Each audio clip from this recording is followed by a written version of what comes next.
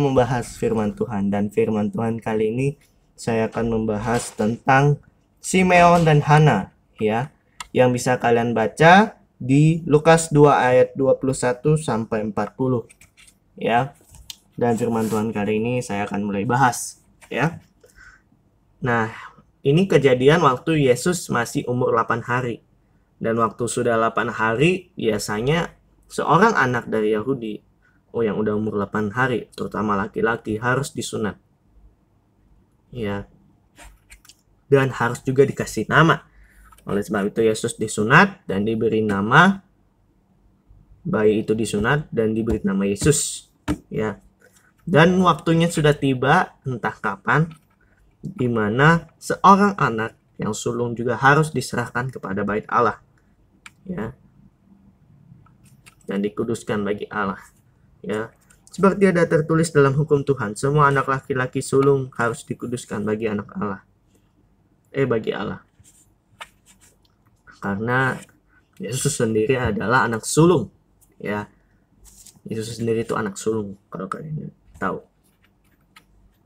ya. Dan sebagai korban persembahan untuk kebait Allah, mereka membawa 2 ekor anak merpati. Jadi ada 2 anak merpati yang Tuhan Yesus bawa loh, ya. Jadi Tuhan Yesus dibawa ke bait Allah.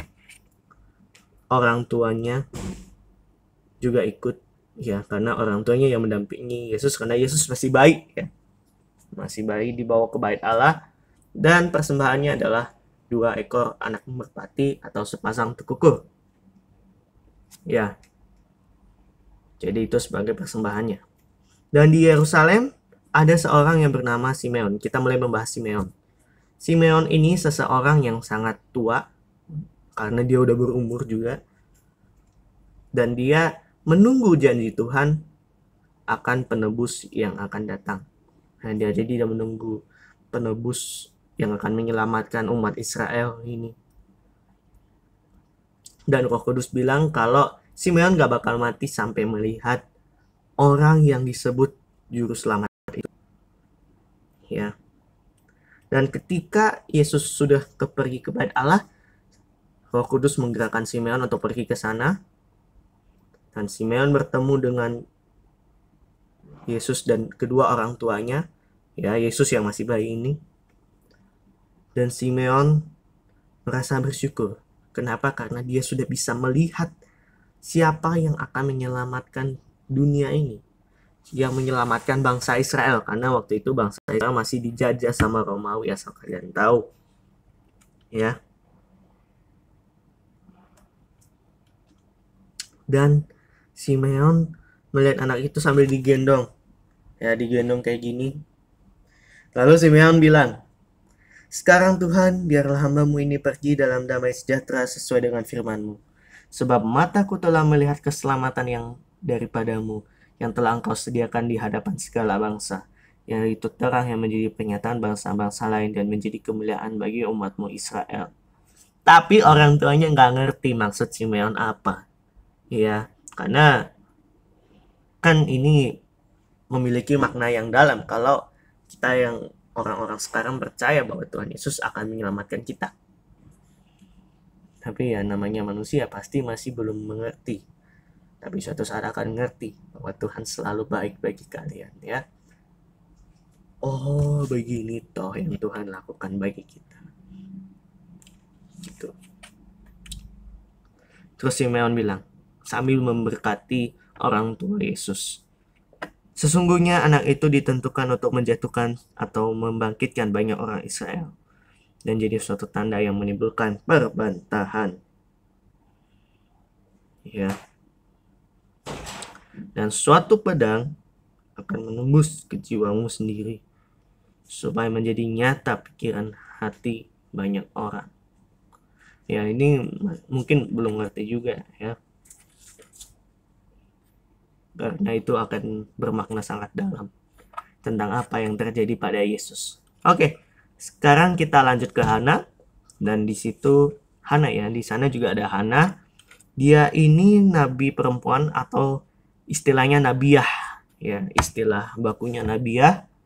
Dan dia adalah anak Fanuel, dan dia adalah seorang dari suku Asher. Dan dia sudah sangat tua, berusia 84 tahun.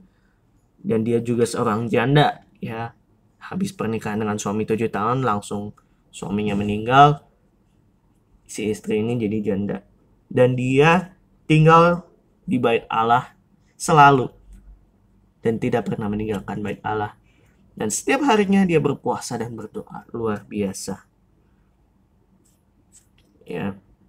Dan waktu hari itu juga, datanglah Hana ke sana, ya, ke tempat di mana Yesus dan orang tuanya di sana. Karena kan masih di bait Allah, ya.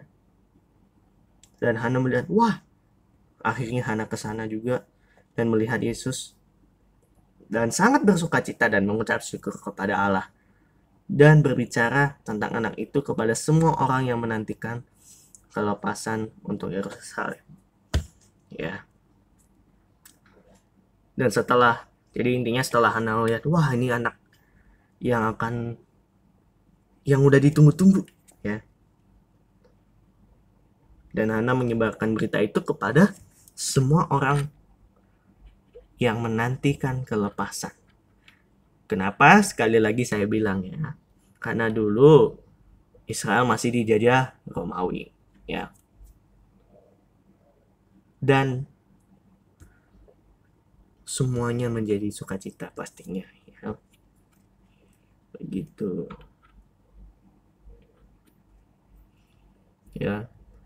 Pelajarannya adalah kedatangan Tuhan membuat kita lebih bersyukur. Nah, kita harus tetap memberitakan keselamatan yang ada daripada Tuhan dari perbuatan dan perkataan. Itu aja. Dan pastinya setelah semua udah selesai, pastinya mereka kembali ke Nazaret, ya. Dan pastinya Yesus Yesus sudah pasti bertumbuh besar dan bertambah kuat dan bertambah kasih karunia-Nya dan penuh hikmat. Sebab dia adalah anak Allah yang hidup, yang akan siap melakukan pelayanannya bagi umat Israel. Oke, sekian firman kali ini. Mohon maaf kalau ada kekurangan. Sampai ketemu di hari berikutnya, dan di mana saya akan membahas tentang Yesus yang berumur 12 tahun di bait Allah. Oke. Terima kasih, Tuhan Yesus memberkati. Bye-bye.